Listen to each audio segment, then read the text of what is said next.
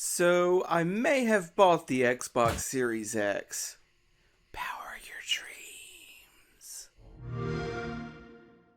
It looks like it's finally easier to get the current generation of game consoles. But last year, I actually camped out for a week on several video game retail websites until I was finally able to score one of these babies. Look, I needed it. Alright? See, last year, my Xbox One S got struck by tragedy. And lightning. Mostly lightning. R.I.P., you camo green soldier. I've been all in on the Xbox ecosystem ever since the 360, and since Microsoft seems to be going all in on backwards compatibility, it feels like it's always worth the investment to keep one of their consoles around at all times. You never know when you might want to play Fusion Frenzy. So with my beautiful baby 1S gone to the media center in the sky, it was finally time to upgrade to Microsoft's new hotness. Without the option to pre-order, I had to wait for the stars and planets to align at just the right time for GameStop to decide to drop a bundle. Yes, I sprang for one of those big GameStop bundles that adds a whole bunch of crap you don't want, and also adds $200 to the price. That being said, opening the thing felt like Christmas. Seriously. Microsoft actually wrapped this thing inside its box with some very nice static proofing. I tell you though, these GameStop bundles are getting ridiculous. This one came with the Series X console, along came Polly on DVD, a PS3 copy of Lego Batman, a Subway gift card, a 2-liter of Dr. Pepper, and a PlayStation Vita. It only cost me $5,000. And my firstborn. But joke's on them, it wasn't even my kid. Before I could play with my new toy, I'd have to set it up. And I knew that meant one thing. Updates. Unfortunately, I live in a place with rural internet. So I had to wait. And wait.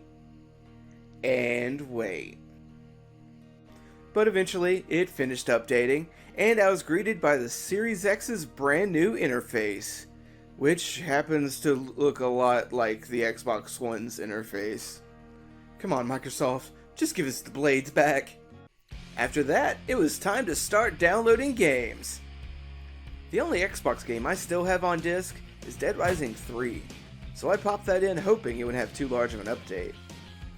Unfortunately, I forgot about all the game's DLC. Fortunately, I also forgot the DLC includes Super Ultra Dead Rising 3 Arcade Remix Hyper Edition EX Plus Alpha, which takes the core mechanics of the main game and gives them an arcade spin. It is super easy to spend a good amount of time just trying to get through one run in this game. And this is great, because a good chunk of time was exactly what I needed. In addition to the library of OG Xbox, Xbox 360, and Xbox One games I already owned digitally, I was tasked with going through games I had acquired through Xbox Live's Gold service, Game Pass, which I had just resubscribed to, and EA Play, which is now included with Game Pass. And you know what? This is probably the part I was looking forward to the most, because I fucking love shopping.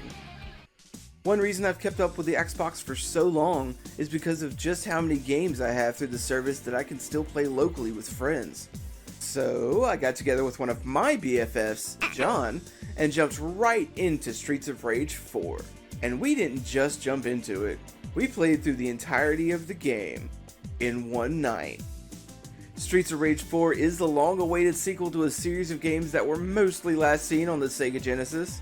The sequel captures the 80s street punk aesthetic of the original games, while updating it with gorgeous hand-drawn art. Time flew by during our one-play session. The game is a delight to look at, and it is fun as hell to experiment with finding new combos for your character.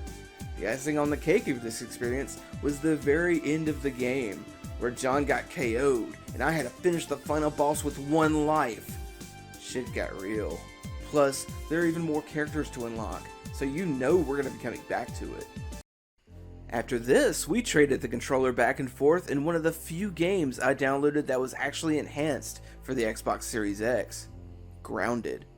First off, the game looks gorgeous. It's a riff on Honey, I Shrunk the Kids, with your characters Minecrafting their way through this giant yard they found themselves trapped in. While the giant ants, blades of grass, etc. do look beautiful in 4K, I have to admit this isn't really my style of game, so we didn't spend too much time with it. But hey, if you like resource management, go do something naughty so you can get grounded. One of the other 3 Series X enhanced games I acquired, Tetris Effect. It's pretty. It's Tetris. That's all I can really say about it.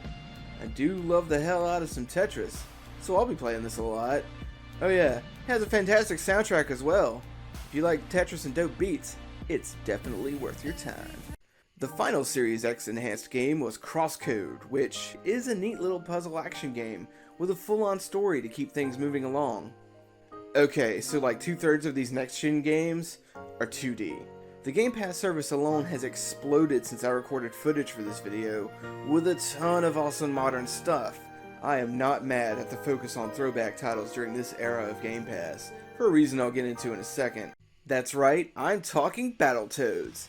The 2020 reboot of the classic franchise is definitely the highlight of the new Xbox experience so far. Like Streets of Rage 4, Battletoads takes the classic formula of its beat-em-up namesake and improves upon it with excellent modern game design. For starters, this reboot has excellent writing, lampshading the status of the franchise itself. Oh no! It's the mega famous Battletoads, including Zitz, the leader, Pimple, the strong one, and Rash, the sunglasses one. Don't forget Best Kisser! As far as gameplay, this is where it gets interesting. The original Battletoads game for the NES was known for mostly one thing: being hard as balls. The reboot actually maintains the difficulty of the original, but with some modern improvements. You now no longer have a limited number of lives, so when you die, you simply start over in the same fight you just encountered. As an added bonus, in multiplayer, your partner can revive you if you die, and you only have to start the fight over if you both get KO'd. This definitely changes the flow of the gameplay. While the game is still punishing, it doesn't punish you so much to deter continuing. Yes, even on the hoverbike stages. Oh my god, I get Dark Souls now. So yeah, I'm loving the Xbox Series X, or the XB6. It is a solid console that hosts a solid games on demand service with an insanely wide range of a library that is constantly growing.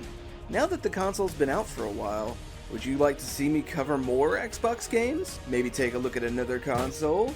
Leave me a comment below. If you dug this video, give me a like, and be sure to subscribe to this channel for more sweet, sweet content. Until next time, Xbox, off. Oh right, they took out the Kinect. No stars.